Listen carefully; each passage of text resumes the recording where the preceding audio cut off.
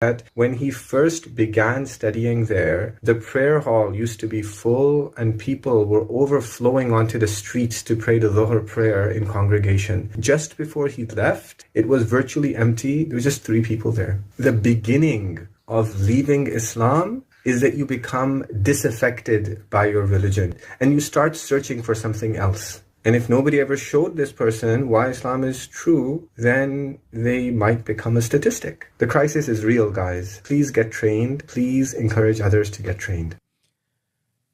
ഉസ്താദ് പറയുന്നത് മുസ്ലിങ്ങൾ മതം വിടുന്നത് 1/4 അമേരിക്കയിൽ, United സ്റ്റേറ്റ്സിൽ 1 out of 4 young people are leaving Islam. ഇതാണ് അദ്ദേഹം പറഞ്ഞത്. ഇത് ബസീറ എഡ്യൂക്കേഷൻ എന്ന് പറയുന്ന US-ലുള്ള ഒരു പ്രബോധന സംഘടനയാണ്. അവരുടെ ഡേറ്റയാണ് കണ്ടത്.